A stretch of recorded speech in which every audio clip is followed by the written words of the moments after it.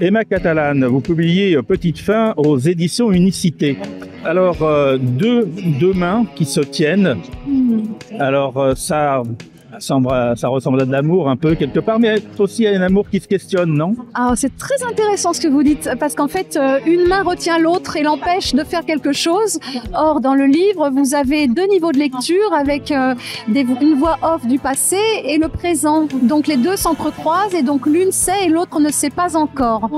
Alors justement, est-ce que vous pouvez développer un petit peu l'histoire? Alors c'est l'histoire d'une jeune femme libre et artiste qui ne connaît pas encore vraiment la vie et ce que peut être l'amour.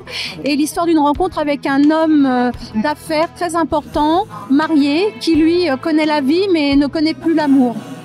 Et donc du coup se lie un lien qui au début pourrait être un lien d'aventure intéressé. Et finalement, comme cette jeune femme est dans la grâce, et ben cet homme qui n'avait plus vraiment de lumière retrouve une part de lui qu'il avait oubliée et il est surpris par cette rencontre.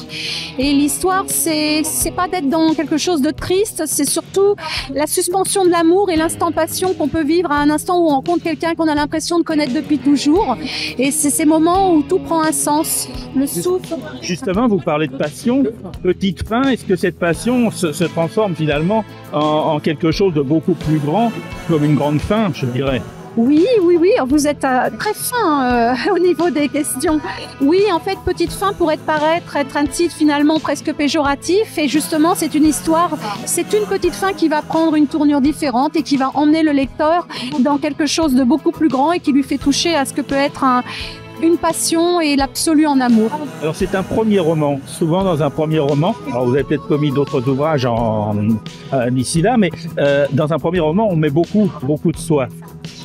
Alors, là, ça reste un roman fictionnel, mais il est certain qu'il y a des éléments dans le roman, en effet, qui reprennent un petit peu ce que moi, j'ai pu ressentir. Donc, j'ai puisé dans cette énergie-là, parce que l'idée aussi, c'est que ça soit assez juste et que quand on lise le livre, on ne soit pas dans quelque chose que l'on lit pour regarder, mais que l'on peut vivre en soi. Donc, il y a un petit peu d'éléments, en effet, qui rejoignent notamment ce que fait l'artiste, parce que c'est une jeune femme artiste et je suis moi-même artiste. Et cette couverture que vous avez décrite est un travail que j'ai réalisé qui sera en musée l'an prochain. Petite Fin, Emma Catalane, et c'est publié aux éditions Unicité. Merci beaucoup. Merci à vous.